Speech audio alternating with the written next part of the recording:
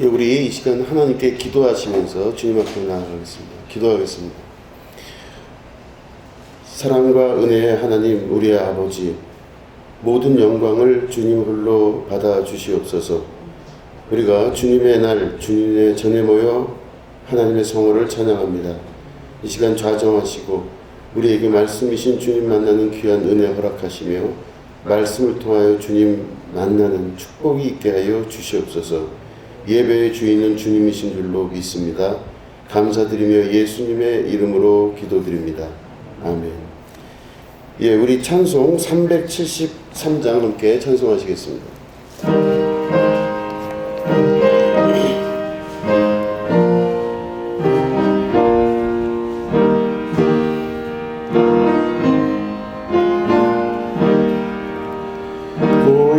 고요한 바다로 저 천국 향할 때 주님께 승분 주시니 참 감사합니다. 큰 물결이 일어나 나 쉬지 못하나 깊은 밤으로 인하여 더 빨리 갑니다. 내 걱정 근심을 쉬었게 하시고 내 주여 든 영혼을 곧 밝게 하소서. 이 세상 고랑감 주 뜻을 본받고 내 몸이 의지없을 때 큰 믿음 주소서. 아멘. 드려진 예물을 위해서 기도하겠습니다. 하나님 아버지, 이 예물 위에 손을 얹습니다. 하나님께서 함께하여 주시고 예물 드린 손길들에게 축복하셔서 그 모든 삶의 중심에 함께하여 주시고 이들의 삶이 합력하여 선을 이루는 주님의 축복과 은혜 가운데 있게 하여 주시옵소서. 여러 가지 세상의 변화 가운데 주님 사랑하는 마음을 잃지 않게 하시고 더욱더 주님의 뜻에 합당하게 살아갈 수 있는 새 힘과 능력도 허락하여 주시옵소서. 하나님께서 물질을 우리에게 주실 때 누르고 흔들고 차고 넘치도록 주시고 또한 그 물질에 정복당하고 지배당하지 않게 하여 주시옵소서. 하나님 앞에 온전한 이 땅에 살아가는 주인으로서 살 수 있는 축복의 자녀들로 삼아 주시옵소서. 기도의 제목을 가지고 주님 앞에 나온 영혼을 하나님 안수하여 주시고 함께 하셔서 그 모든 것에 주님의 응답을 받는 축복이 있게 하여 주시옵소서. 감사드리며 예수님의 이름으로 간절히 축복하며 기도드립니다. 아멘. 예, 우리 하나님 말씀 함께 보시겠습니다. 시편 121편에 있는 말씀입니다.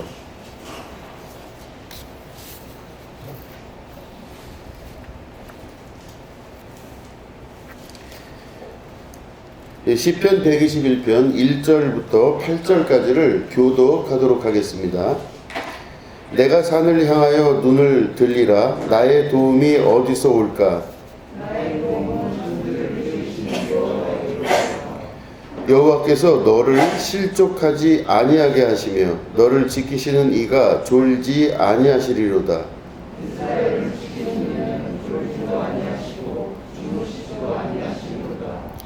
여호와는 너를 지키시는 이시라. 여호와께서 내 오른쪽에서 내 그늘이 되시나니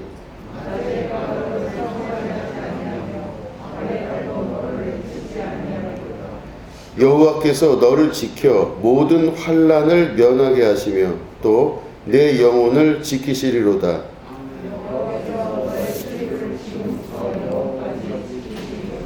아멘. 오늘은 나의 도움이 어디서? 라는 제목 가지고 함께 말씀을 나누도록 하겠습니다. 시편 121편은 다윗 왕의 시입니다.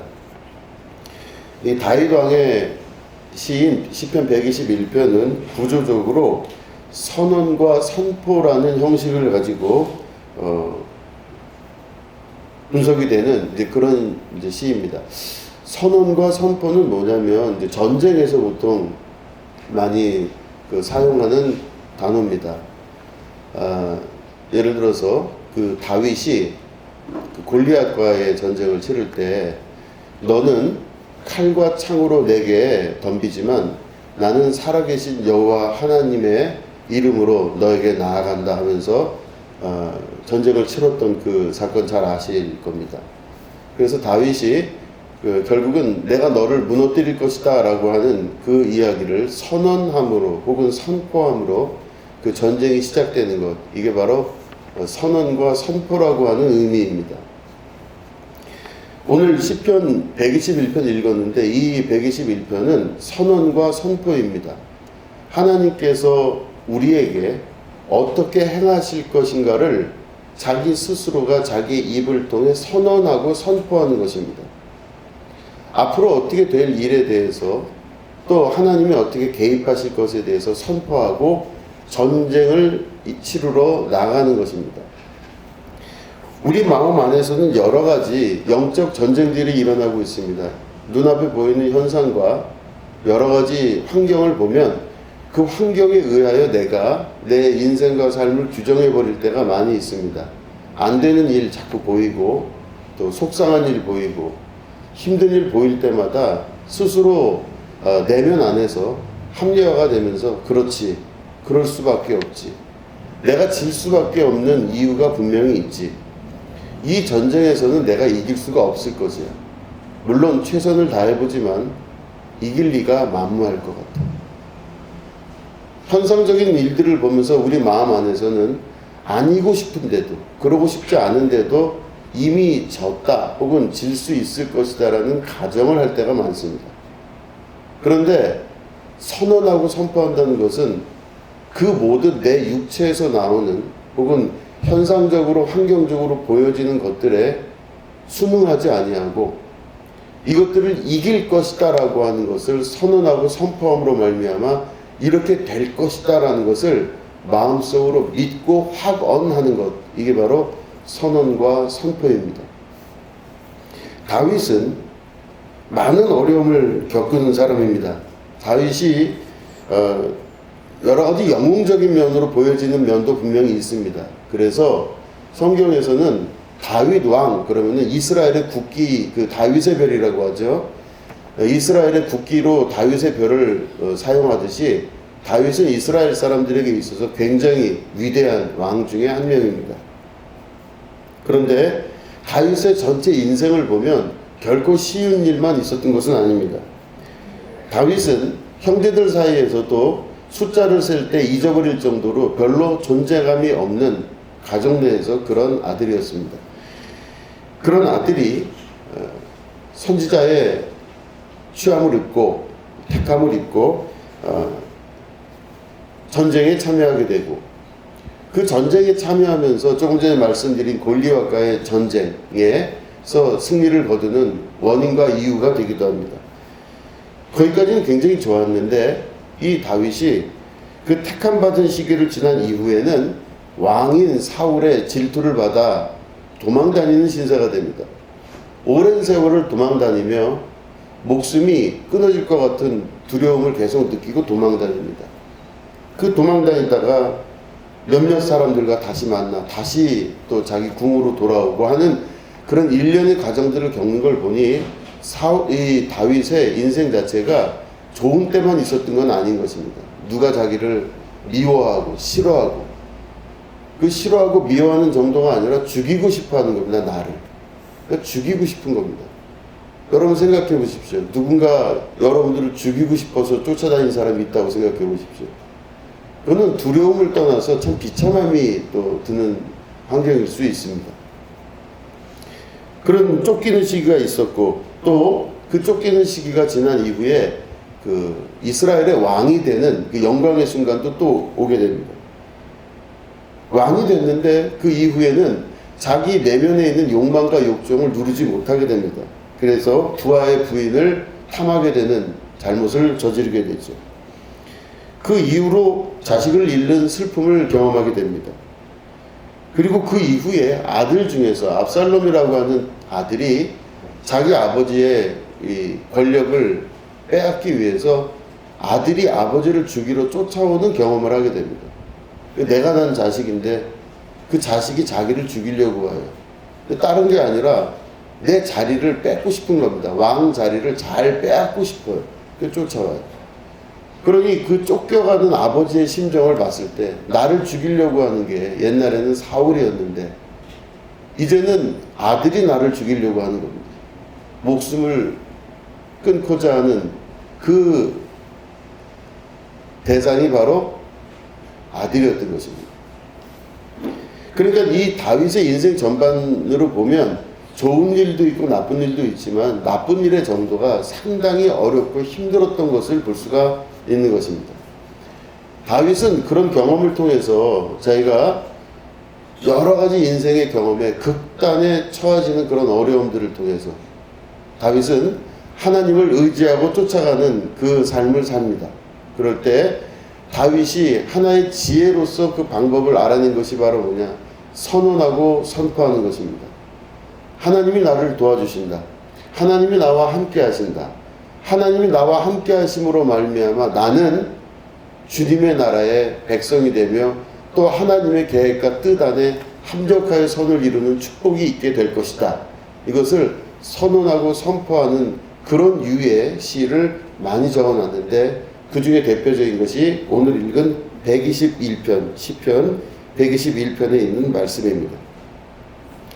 이 시편 121편은요, 자기에게 하는 말임과 동시에 다른 사람에게도 교육적으로 하는 말입니다. 자세히 보시면 1절과 2절은 주어가 납니다. 내가 산을 향해서 눈을 들겠다. 왜냐? 나의 도움이 어디서 올까? 구함으로 말미암아 내가 산을 향해서 눈을 돌리겠다 하는 주체가 바로 뭐냐면 납니다. 그래서 2절을 보면 나의 도움은 천지를 지으신 여호와에게서로다 이렇게 나옵니다. 그러니까 여기에 주어는 누구냐면 나예요. 내가 지금 어떤 도움이 필요한다는 뜻이겠죠. 그래서 눈을 들어서 산을 바라본다 이런 뜻입니다. 근데 나머지 3절부터 8절까지를 보시면은 주체가 내가 아니라 너예요. 그죠? 너입니다. 보시면은 3절부터 보면 여호와께서 너를 실족하지 아니하게 하시며 너를 지키신 이가 졸지 아니하시고 이스라엘 지키신 이도 졸지 아니하시고 쭉 나오다가 5절 여호와는 너를 지키시는 이미 이렇게 쭉 나와요. 주어가 누구죠? 너예요. 그죠? 너예요. 여호와는 너를, 그죠? 너에 대한 이야기, 주체가. 이걸 그 문학적으로 봤을 때는 서로 주고받는 것이라 볼 수 있습니다. 성가대에서 예를 들어서 이렇게 하면은 또 이 백성들이 환호하여서 또 환호하고 또 앞에 있는 그 성직자가 또 이야기하면은 여러분들은 그에 관해서 또 이렇게 반응하고 또 아버지가 먼저 앞에 있는 것을 이야기하면 아들이 그거를 또 하고 엄마가 하면은 딸이 반응하는 어떤 주고받는 의미를 갖고 있다고 볼 수가 있습니다. 그러면 언제 이 주고받는 이런 종류의 시가 의미가 있느냐? 바로 교육적인 것입니다. 다시 말해 이 교육적이란 뜻은 모든 인간에게 공통적으로 주어진 어려운 환경이 있는데 이거는 누구에게든 똑같이 어려운 인생이라고 하는 앞에 놓인 그 일들이 있을 때 선언적이고 교육적인 의미를 갖고 있는 것입니다. 바로 이 시를 읽고 이 시를 다시금 되새김으로 말미암아 또 서로 주고받음으로 말미암아 하나님의 말씀이 맞습니다. 하나님이 나를 도울 것이다 라고 하는 선언과 선포를 교육적으로, 교육이라고 하는 것은 한 사람이 하는 게 아니라 가정 안에서 하거나 혹은 여러 학교에서 하거나 아니면 나라 전체적으로 이 교육이 이루어지게 된다는 것입니다.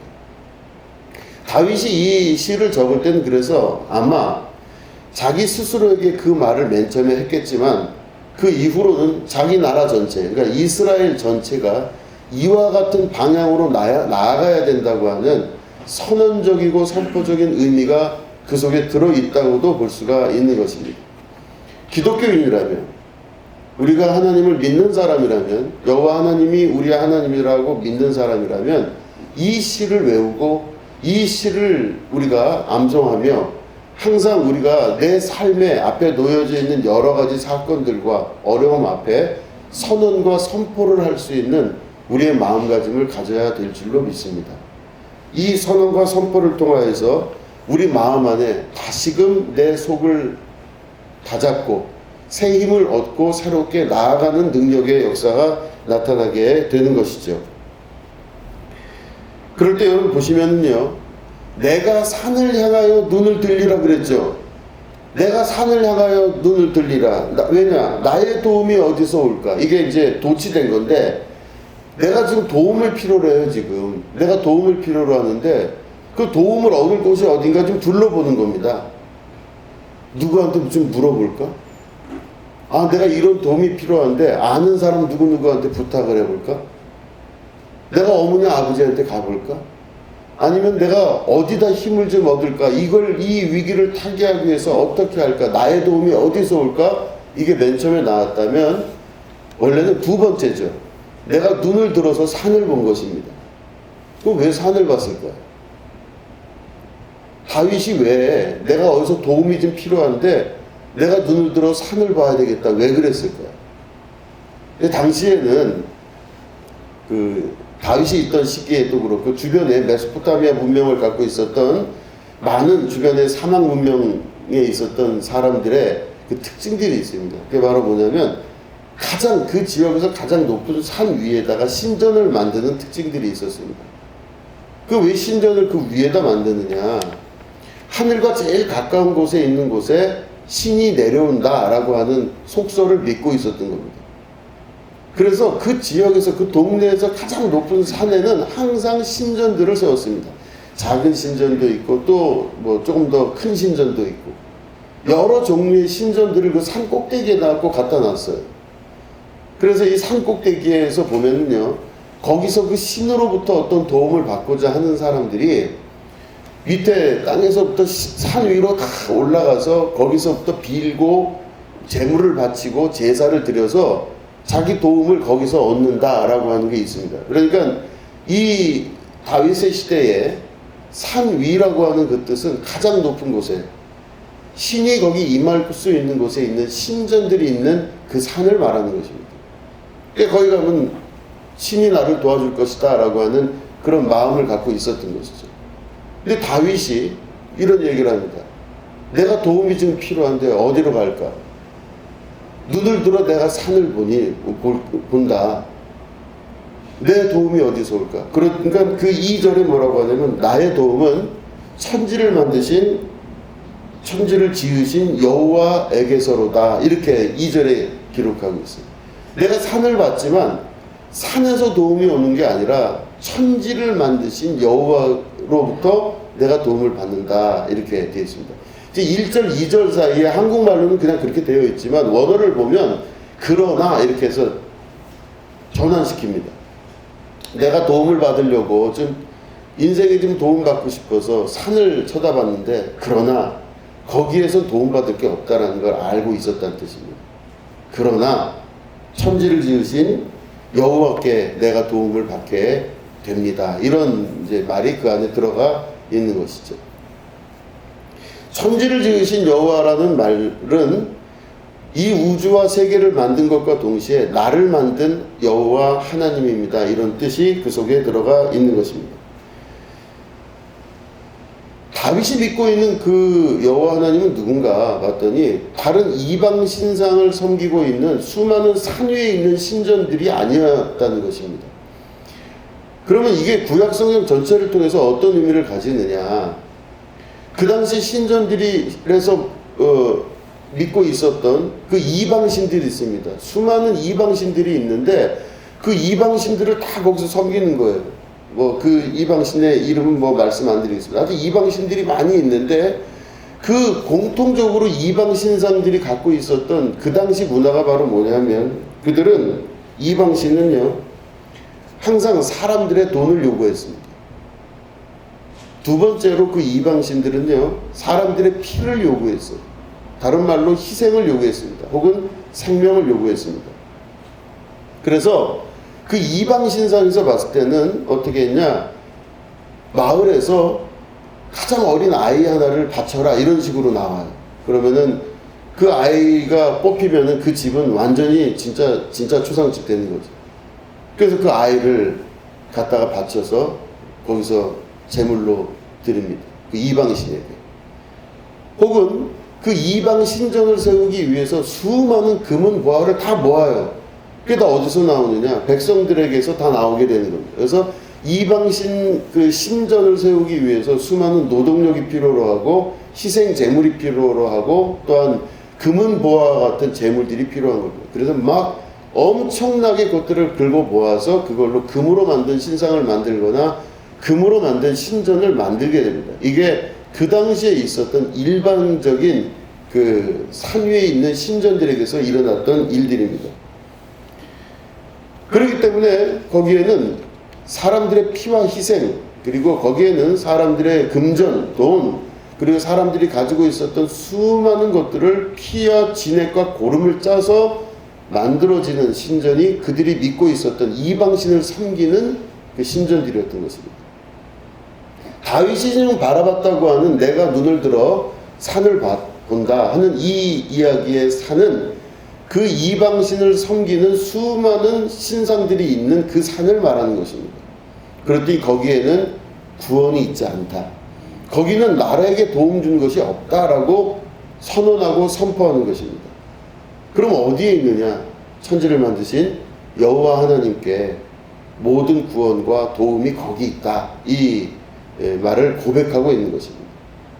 그렇기 때문에 여호와 하나님은 어떤 하나님인가가 굉장히 중요하죠.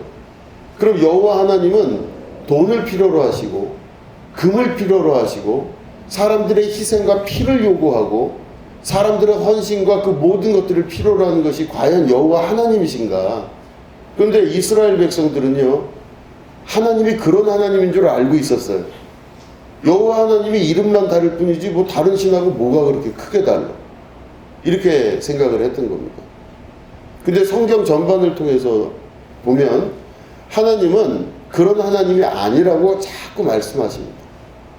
예를 들어서 여러분 아브라함 이야기 아시죠? 아브라함이 자식이 없는데 나이 늙어 100세에 아이를 가지게 됐어요. 그 아들을 낳았는데 그 아들 이름이 이삭이에요. 근데 어느 날 하나님이 아브라함에게 말씀하시기를 네 아들 그 이삭을 나한테 바쳐라 이러시죠. 그래서 그 이야기를 듣고 아브라함의 아들을 데리고 장작을 잔뜩 짊어지게 한 다음에 나귀에다 짊어지게 하고 갑니다. 모리아산으로 3일간 걸어가요. 그런 다음에 아들을 잡아서 이제 제물로 바치려고 장작을 쌓아놓고 그 이삭을 그 위에다 올려버립니다. 근데 아들 이삭은 또 도망가지도 않고 아버지가 하란 대로 순종을 잘해요. 그래서 올라갔는데 갑자기 칼을 들어서 아들을 치려고 하는 순간 하늘로부터 천사가 내려와서 급하게 팔을 잡습니다. 그리고 알았다, 됐다 이렇게 말씀을 하시고 저쪽에 양 한 마리를 털이 이렇게 그 어느 나무에 걸려있는 그 양 한 마리를 준비하셔서 그걸로 제물을 써라 이렇게 말씀하십니다. 이게 바로 여호와 이레라고 하는 단어가 거기서 나옵니다. 미리 준비하셔서 제물을 준비하시는 하나님 이렇게 나와요. 자, 그럼 이 이야기가 단순히 하나님이 아들 바치라고 그랬는데 그 마음을 봤더니 괜찮다 이래서 준비하신 사건이라고 그 이야기만 생각하면 단순히 생각할 수 있지만 왜 그 이야기가 거기 아브라함의 이야기가 왜 들어갔을까 생각을 해보면 아브라함의 그 이야기는요 하나님은 그들이 알고 있는 하나님과 다른 하나님이라는 겁니다. 그들이 알고 있는 신들은요 돈을 요구하고 금전을 요구하고 금은 보화로 성전을 다 칠하길 원하고, 그리고 사람들의 희생을 요구하고 사람들의 피와 고름을 다 짜서 그 신전에 바쳐야만 너희들이 생명을 유지하거나 혹은 원하는 게 되거나 원하는 걸 이룰 수 있거나 할 수 있다라는 게 이방신들을 믿고 있었던 많은 이방신들의 일반적 모습이었다는 겁니다. 그래서 사람들이 생각하는 하나님은 그 당시 뭐 여호와 하나님을 잘 몰랐을 거 아니겠어요. 그럴 때 그 여호와 하나님은 그런 신이 아니다라고 말씀하시는 겁니다. 아들을 바쳐라, 어린 아이를 바쳐라, 영아 살해를 해라, 이런 것들이 다 아니라고 말씀하고 계시는 겁니다. 여호와 하나님은 그 사람을 바치는 일에 관여하시지도 않고 거기에 관심 있지도 않으신 하나님이세요. 주변 이방신들은 전부 그런 인간 살해에 대해서 반드시 있어야 되는 필수 조건이라고 하지만 그렇지가 않다, 이렇게 말씀하고 있는 것입니다. 그럴 때 그들이 믿고 있는 하나님이 자기가 지금까지 우리들이 알고 있었던 이방신이 있었던 그런 신이 아니라 그 여호와 하나님은 나를 도우시는 하나님이라고 알기 시작하는 거예요.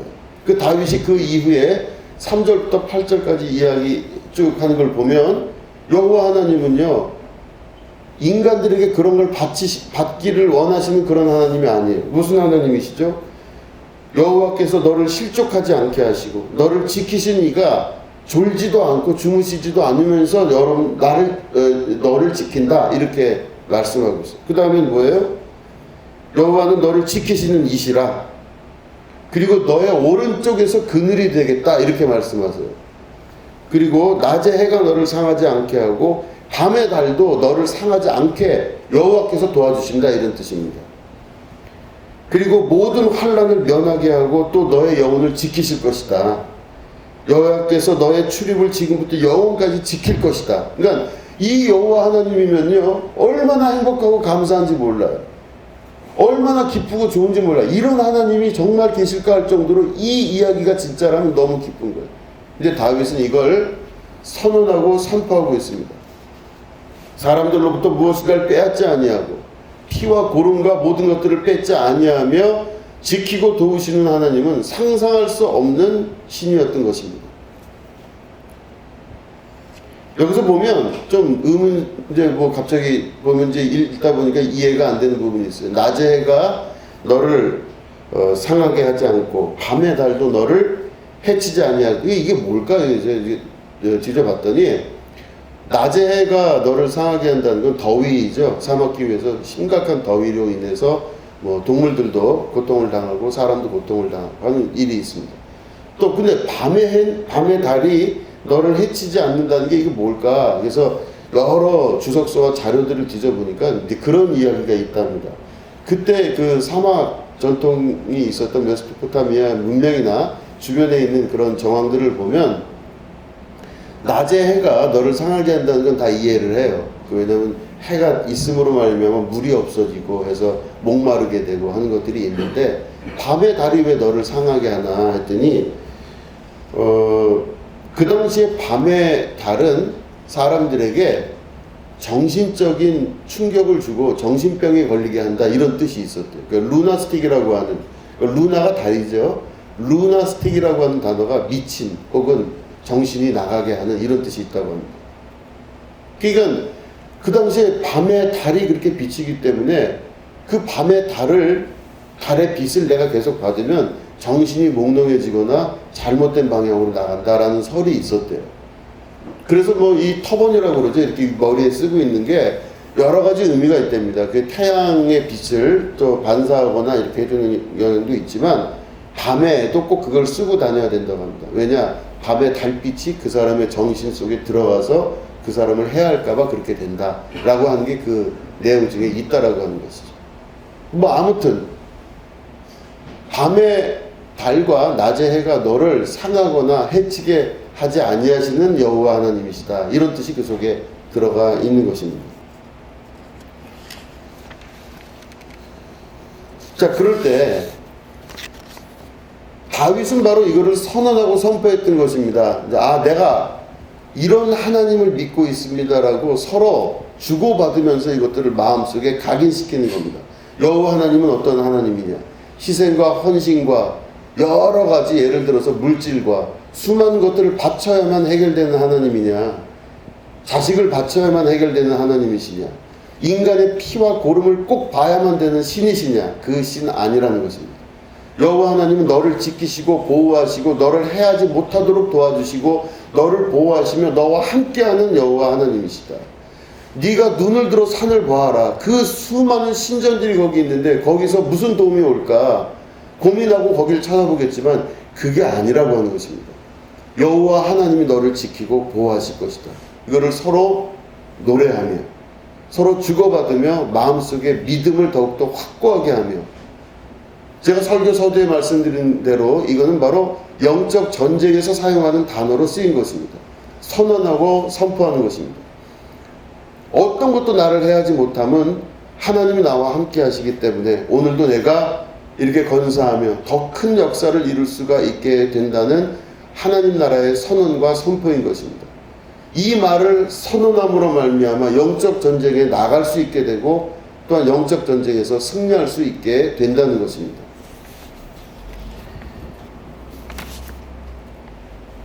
이 여러 신들 중에, 다시 말해 그들이 믿고 있었던 신들의 종류가 많습니다. 네팔에 가보시면 아시겠지만 네팔에는 엄청나게 그 나라 인구보다도 많은 신들이 있어요. 뭐 우스갯소리로 하지만 뭐 발톱신, 발가락신, 발톱의 떼신 다 있어요. 그죠? 뭐 머리카락신, 무슨 신, 뭐 별의별 신들이 다 그 속에 있습니다. 수많은 신들이, 돈을 주는 신, 무슨 뭐를 더 행복하게 해주는 신, 뭘 주는 신, 그래서 신들의 종류가 그렇게 많아요. 근데 고대에도 역시 그랬다고 합니다. 그 신들의 종류가 많아서 그들을 모시는 신전들을 다 갖다 놓고 거기를 모시는 거예요. 그럼 사람들은 거기다 희생제를 드리면서 하죠. 그래서 저도 네팔에 갔을 때 제일 가난한 사람들은 닭을 갖다 바쳐요. 그럼 이제 닭의 피를, 머리를 잘라서 이렇게 피를 쭉 이렇게 짜고 그 피를 막 뿌리는 걸 제가 봤어요. 아우, 냄새가 말도 못합니다. 피비린내죠. 말도 못해요. 그러니까 이 가난한 사람들이 드리는 그 제사를 이제 보고 했는데, 그들이 믿고 있는 신들은 다 희생을 요구하고 그런 이제 신들이라고 하는 것입니다. 그런데 그 여러 신들에게 우리가 가서 절하고 무언가를 구하려고 하기 때문에 그렇게 되는 거잖아요. 그러니까 뭔가 도움이 필요하다는 이 전제가 중요합니다. 내가 지금 뭔가 도움이 필요해요. 금전적인 도움이 필요하거나 외롭거나 힘들거나 낙담되거나 좌절되거나 여러 가지 번민이 있거나, 왜 나는 내 마음을 이렇게 모르겠어? 내 마음도 내가 못 잡겠어요. 뭐 여러 가지 우리 인생에는 개인적인 문제들이 많은데 그 문제를 해결하기 위해서 그 문제를 담당하는 신에게 찾아가려고 한다는 뜻입니다. 그래서 뭐가 문제가 있다 그러면 그 신을 찾아가는 거예요. 뭐 발가락이 문제가 있다 그러면 발가락 신을 찾아가는 거예요. 발가락에 너무 때가 많이 낀다 그러면 발가락에 떼신을 찾아가서 도와달라고 그러는 거예요. 근데 이렇게 세분화된 신도 있지만 당시에 이 산 위에 있었던 이방 신상을 섬겼던 신전들을 보면 그런 신들이 있었던 거예요. 그럼 내가 도움을 구하려고 그쪽 가서 그쪽에 맞는 방식대로 그 신앙생활을 했던 거죠. 도움이 필요한 겁니다. 도움. 그래서 사람들은 다 마음속에 일정 부분의 도움이 필요한 것들을 자기가 느끼면 자기가 그 신전에 가서 그 신을 섬기고 내 마음의 주인으로 삼기 시작해요. 여러분, 주인으로 삼는 게 다른 게 아닙니다. 내 마음의 주인이 누구냐? 여러분 생각하시면요, 내가 어떤 어려움이 있어서 도움을 구하러 가요. 그럼 그 신전에 가서 이제 제사를 드릴 거 아니겠습니까? 일정한 제물과 또 희생제를 드리고 피를, 헌신을 드리고 거기서부터 이제 이렇게 되는 거잖아요. 그런데 그 이후부터 어떻게 내가 변하냐면요, 그 신전에서 요구하는 삶의 기본으로 들어가기 시작하는 거예요. 그죠? 당연하지 않겠습니까? 그 신전에서 너 잘 되고 싶지, 도움받고 싶지, 이렇게 해. 그것대로 이제 살기 시작해. 그러면 어떻게 되냐면 그 신전에서, 이방신을 섬기는 신전에서 요구하는 대로 내가 삶의 방향이 바뀌기 시작합니다.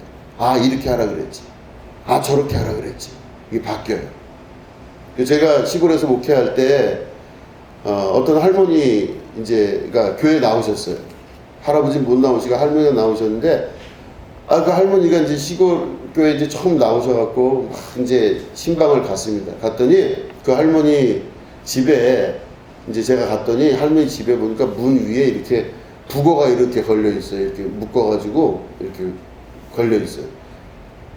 그러더니 그 할머니가 어디서 뭘 들으셨는지 저한테 물어보세요. 아이 목사님 저 교회 다니면 이런 거 띄라고 그러시는데 이거 꼭 떼야 되냐고 그래요. 아유 떼어도 되신다고 그랬더니 아유 불안해서 못 뛰겠대요. 저거는 아무리 하나님이라도 이거 북어 띄면 이거 나중에 무슨 일 나면 어떻게 하냐는 거예요. 뛰셔도 괜찮다고. 그랬더니 아유 그 잘 모르겠다면서 그 목사님이 떼어주면 모르겠지만 자기는 못 뛰겠대요. 그러니까 제가 떼었어요. 이거 떼어서 버리려고 그랬더니 아유 버리는 건 너무 좀 그렇대요. 그럼 어떻게 하냐 그랬더니 일단 저기 밖에 그 집 안에 들어오는 문짝에 있었는데 이걸 밖에다가 그 광 같은데 앞에 벽에다가 좀 잠깐 걸어달래요. 걸었어요. 걸고 이제 왔다가 이 할머니가 그 얘기 누구한테 또 들었더니 교회 다니려면 그런 걸 과감히 버려야지 그렇게 하면 안 된다고. 그러니까 이제 할머니가 저한테 다시 물어보셨어요. 목사님 거기다가 그 북어를 그러면 버려야 되는데 고민이라고 그러세요. 그뒤 갑자기 생각나셨나 봐요. 누가 아마 얘기를 한 것 같아요. 주변에 아마 어떤 집사님이든 권사님이든 누구든 하여튼 말씀을 하신 것 같아요. 교회 달력을 걸어라. 거기 예수님이 이렇게 양 들고 있는데 북어보다 훨씬 효과가 좋다 그랬나 봐요. 그래서 교회에서 달력을 잔뜩 가져다가 밖에다가 붙이고 안에다가도 붙이고 다 양 들고 계신 예수님이 계시니까 그렇다고 믿고 계신 거예요. 안 웃기세요? 자, 그래서 그걸 보니까 그분들이 갖고 있는 믿음의 심상이 그래요. 그러니까 북어 버리면 큰일 나는 거거든요. 부적 버리면 이거 큰일 나는 것 같은 거예요. 그러니까 이거 없어지면 안 될 것 같은, 이거 가만히 생각해 보시면 부적을 준 사람이나 북어를 걸어준 사람이나 그 믿음에 의하여 움직이는 겁니다. 사람이. 이거 북어를 띨 수가 없어요. 집에서. 부적을 버릴 수도 없는 겁니다. 이게 불안한 거죠. 사람 마음. 그러니까 그 말은 결국엔 이방신에게 절하고 난 다음에 그들이 원하는 삶으로 인생이 바뀌기 시작하는 거예요. 참 문제가 큰 거죠. 그럼 내 마음의 주인이 누가 되냐? 그 북어를 준 자 혹은 부적을 준 자의 말에 움직이기 시작하는 겁니다. 제한받기 시작하는 거예요. 이거 하면 안 되지 않나? 이거 좀 문제가 있지 않나? 이러면서 거기에 제한받는 인생으로 바뀌는 거예요. 그러니까 인생이 어떻게 되냐? 주인이 들어와 버린 겁니다. 결국 내 인생에 주인이 들어와서 나를 움직이기 시작하는 거예요. 북어 함부로 못 띄고 부적도 함부로 못 버리고 이 부적 갖고 안 되겠으면 또 다른 부적도 있어야 되겠고, 그래서 자기 마음에 있는 불안감이 그런 대상들에게 붙들림으로 말미암아 내 마음의 주인이 내가 아니라 결국은 다른 사람들이 그 생각이 내 안에 주인으로 들어오기 시작하는 거예요. 자, 그러면 여러분들은 지금 하나님을 믿고 계시는데 여러분들이 진짜 하나님을 믿고 계신지를 다시 한번 볼 수 있어야 됩니다. 여러분들은 지금 하나님이 여러분들 안에 주인으로 계십니까? 지금 북어와 부정만 얘기해서 거기에 한정 두지 마시고 생각을 하셔야 됩니다. 나를 움직이고 있는 절대적인 힘이 있다. 이게 바로 그 힘이 나의 주인인 것입니다.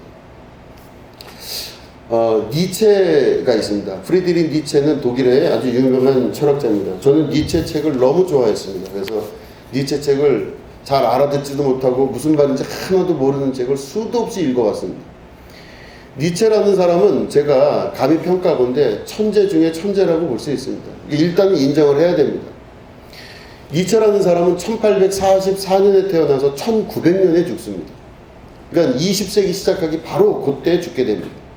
이런 그래도 근 시간에 살았던 사람이죠. 이 니체라는 사람이요, 대표적으로 한 말이 바로 뭐냐면 신은 죽었다 이런 말을 했어요. 그러니까 신은 죽었다. 그러니까 결국 하나님은 죽었다 이런 뜻이죠. 그러니까 니체 집안을 보면 아버지가 5대 때 목사님이세요. 그러니까 니체 아버지가 목사님이십니다. 니체 어머니는 6대째 목회자 가정에, 예. 그러니까 이 개신교에서 양쪽에서 내려오는 그 대단한 그 목회자들 가정에 부부가 결혼을 해서 난 게 니체예요. 근데 결국 놨더니 신은 죽었다 그러고 자기가 죽었어요. 끝났습니다. 자, 그랬는데 그 니체가 하는 말이 여러 가지가 있지만 이제 신은 죽었다라고 하는 말을 한 대표적인 사람이에요. 그래서 반기독교적이기도 하고 비기독교적이기도 한 사람이라고 일컬어지고 있습니다. 그런데 그 니체가 신은 죽었다라고 말한 이 니체가 여러 책에서 그 예언적으로 한 말이 있습니다. 자기가 자기 사후에 자기가 죽고 난 이후에 대략 200년 동안 신이 없는 자리, 다시 말해 신은 죽었다 그랬죠, 니체가 지금. 그죠? 니체가 그랬어요. 신은 죽었다. 그러니까 하나님은 죽었다 이렇게 얘기를 했어요. 그러면 니체가 하나님은 죽었다라고 하면서 거기서 끝난 게 아니라 하나님이 죽어서 없는 자리, 하나님 없는 세상이 도래한 거잖아요. 그죠? 하나님이 없는 세상을 자기가 상상하고 가정을 합니다. 하나님이 없어졌어요, 니체에게. 그때 이 니체가 향후 200년 동안, 그러니까 1900년에 죽었으니까 대략 한 2100년까지죠. 우리가 지금 2022년이죠. 그럼 2100년까지 니체 사후에 200년 정도 되는 기간 동안 사회가 이렇게, 세계가 이렇게 변할 것이라고 예언을 해요. 그러니까 저는 신은 죽었다라는 이야기보다 그 사람의 어떻게 될 것이다라는 예언에 마음이 쓰였습니다. 이 사람은 진짜 천재라면 그게 맞을까? 하고 그 내용을 보기 시작했습니다. 봤더니 무슨 얘기가 나오냐면 세 가지가 신이 없는 자리, 하나님이 없는 자리에 세 가지가 그 주인된 자리로 들어올 것이다 라고 예언을 했어요, 니체가. 첫 번째가 바로 뭐냐? 허무주의, 니힐리즘입니다. 허무주의입니다. 극도와 극단적인 허무주의, 우울증 이런 것들이 세계를 사로잡을 것이다. 그러니까 니힐리즘이 세계를 완전하게 잡을 것이다가 첫 번째. 두 번째, 사회주의 혹은 평등주의가 세상을 뒤집어 엎을 것이다. 사회주의, 평등주의는 바로 뭐냐면요, 누구나가 능력의 차이를 인정하지 않고 모든 사람이 공평하고 동일하다라는 개념으로 나가게 될 것이다.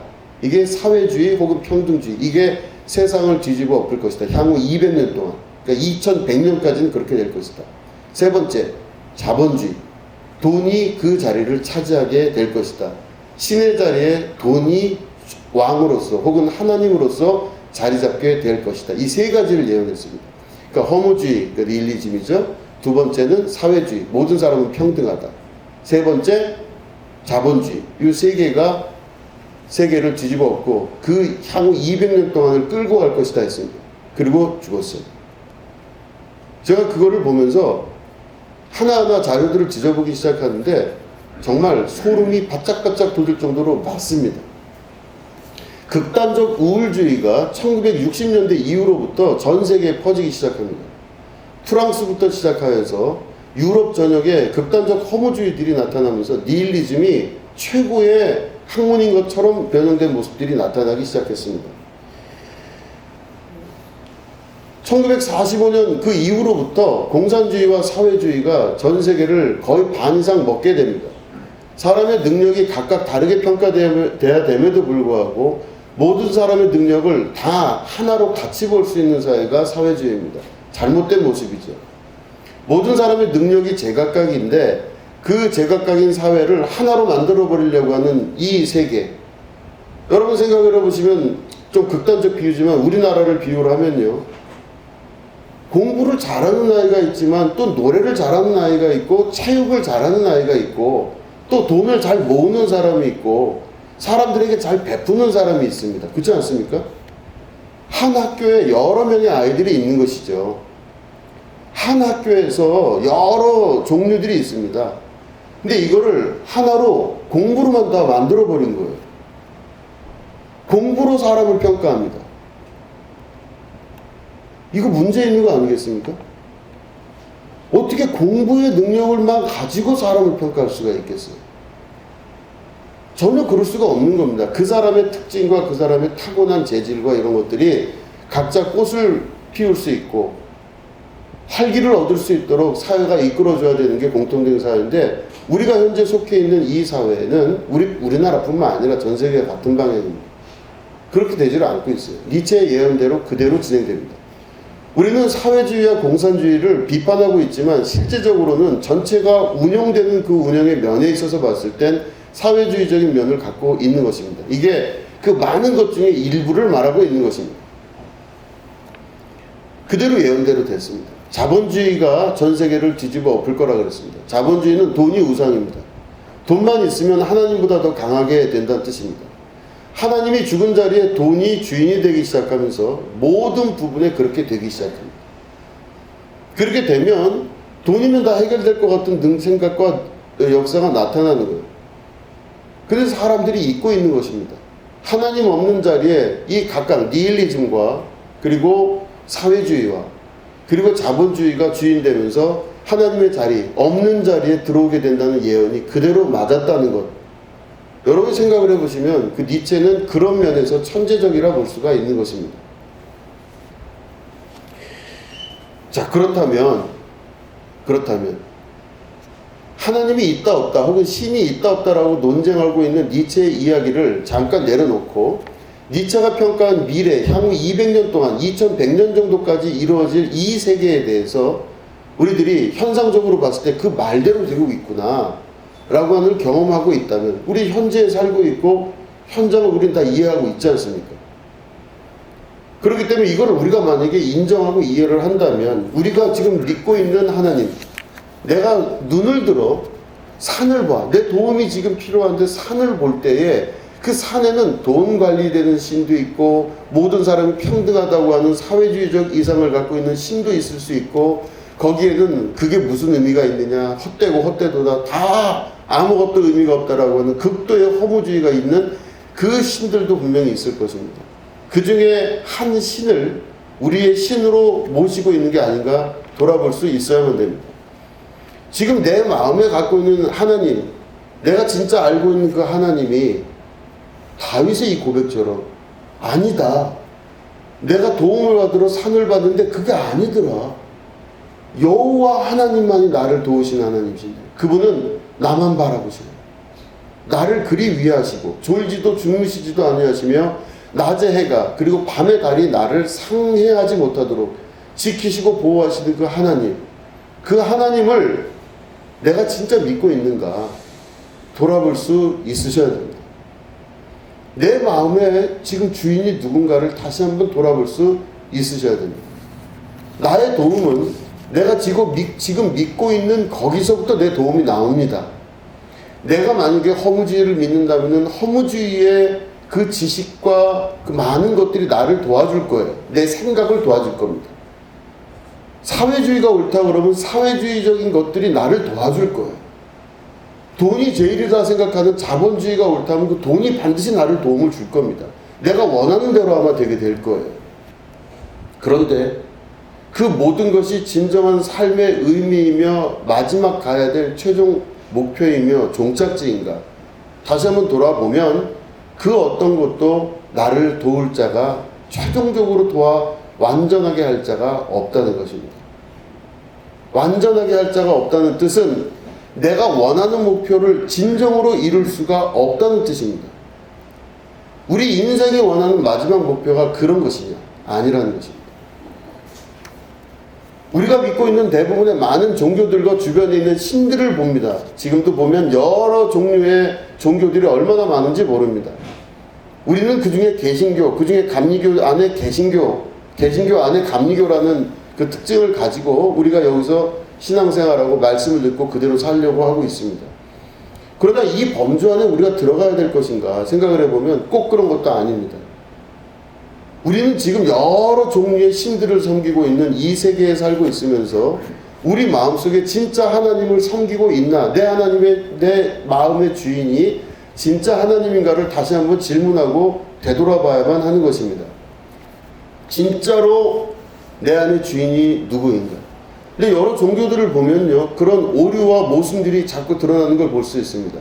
어떤 종교는요, 어떤 교회나 절이나 어느 종교를 보면요, 사람의 희생을 필요로 하는 데가 굉장히 많아요.